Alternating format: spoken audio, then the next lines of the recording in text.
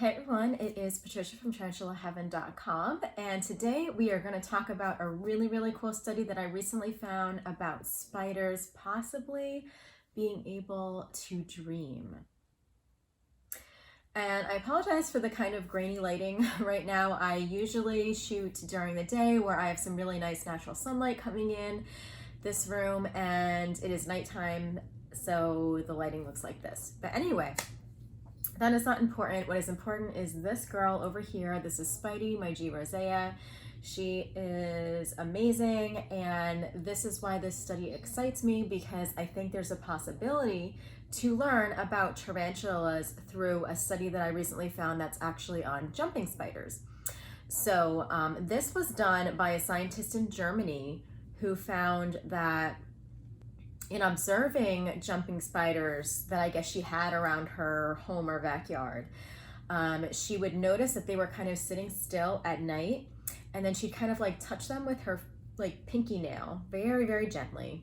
Well, they were in these little silk pouches that she called retreats, and I guess that is how jumping spiders sleep. And I'm not sure about that. I don't know as much about jumping spiders as I do tarantulas, because I've never kept a jumping spider. But she found that when she did this, that the spiders would twitch just like a cat or a dog might twitch while they're dreaming. And this particularly excites me because it led to research being done about I guess we would call it like REM, that like rapid eye movement parts of our dream state, which makes me super excited because, like, as a therapist that specializes in trauma, one of the things that I practice is EMDR, which really does like kind of hinge on the rapid eye movement part of like memory consolidation, as well as emotional rewiring that happens as we sleep. And so this excites me in many ways. Up until now, the REM sleep has actually only been studied or measured in animals with backbones.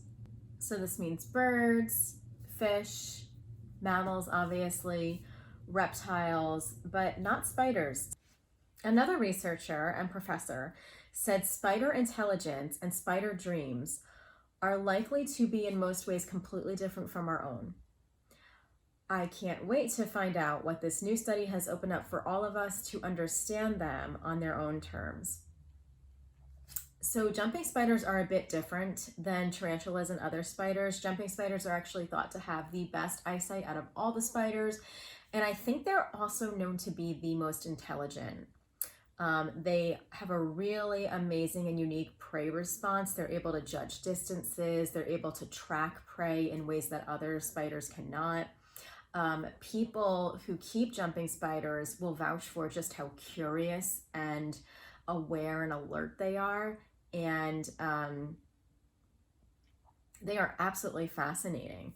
So what they found is that, they were kind of studying the way that the brains of jumping spiders works. So while this is kind of hard because you can't do a brain scan on a spider, but researchers have been trying to find ways where we can learn about these creatures, because as we realize more information, it's leading to more questions, and we're kind of like getting more information about all the things we don't know about spiders.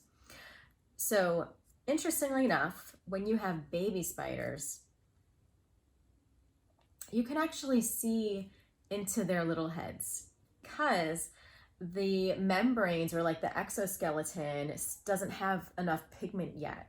So it pretty much looks clear, and you can kind of see into their little heads. And this allows you to kind of see into their eyes. When this was studied in the lab, the original scientist or researcher in Germany that like was first started to notice this dreamlike twitching or whatever in the jumping spiders, what she did was she tried to record sleeping or resting spiderlings that were jumping spiders to learn about their sleep habits. And she was using a magnifying glass and a night vision camera, and she focused on these spiders' body movements and their eyes. and she was kind of recording what would happen as they were resting. And she found that these little baby jumping spiders did experience periods of rapid retinal movement, which increased in duration and frequency throughout the night, lasting about 77 seconds and happening about every 20 minutes. And during the REM-like periods, the scientists observed uncoordinated body movements. So like their abdomens would wiggle, their legs would like stretch, they would curl and uncurl. And the little jumping spider spinnerets would also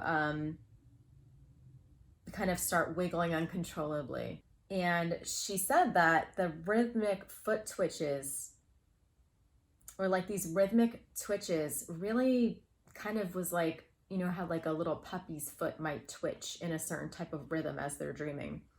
And she said that these spiders seem to be practicing one of their waking behaviors, which makes sense, especially for little spiderlings to be kind of learning how to do certain waking things as they rest, you know, to be practicing, to be testing out their bodies. One of the scientists said, occasionally there are things happening that I can only explain with the theory of them having a nightmare. And this was the scientist that actually did this study. She said, they'll be peacefully dangling, legs curled in, and then suddenly all of the legs get extended at the same time, like they're kind of just freaking out. There were also periods of coordinated movement when the spiders would stop to stretch. They would adjust, you know, whatever silk line that they were dangling from, or clean themselves.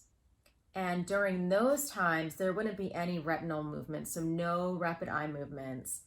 And it seemed like these spiders were just kind of briefly getting readjusted so they could get comfortable and then going back to like their resting or their sleep. So the scientist said that we don't really know yet if this period of like rest or inactivity could actually be considered sleep. But it's possible. For sleep to be considered, the spiders have to go through a period of like not really being able to be aroused, right? Or being slower to respond. And I don't know about jumping spiders, but I have certainly seen Spidey go into these like immobilized periods. Ooh, she's moving as I say that, where she's just resting in one spot, not moving for hours. And, you know, I could open her tank, I could move things around gently, and she will not react at all. And I've heard many tarantula owners say that. So I think there are a handful of us that do believe that spiders go into some sort of resting period where it kind of mimics sleep. So this scientist said that spiders really do seem to be able to distinguish what is an actual disturbance and what is not. So they're particular about what they actually let rouse them. Here's an interesting quote from this article. Scientists are confident that all animals sleep, though what that can look like can vary wildly.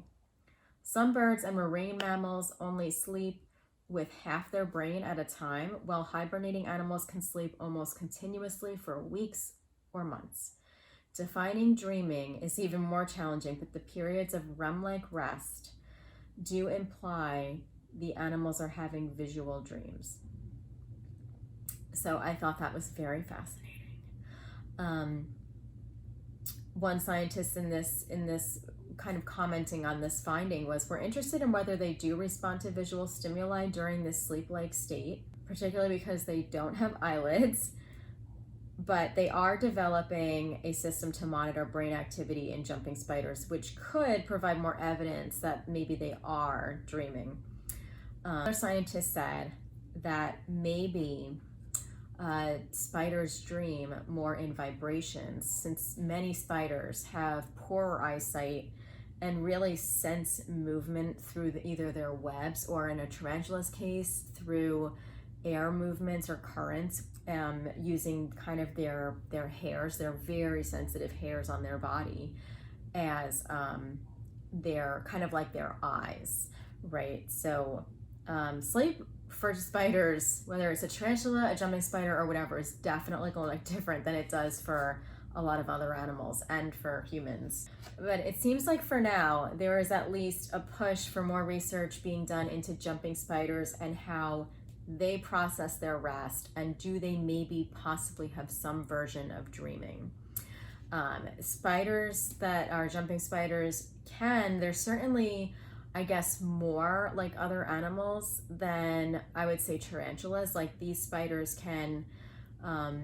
they can think ahead, they can plan, they track their prey, like I said. The scientists even said that they can count and make strategic decisions. That sounds fascinating. I'm going to have to look more into that. And perhaps they can dream.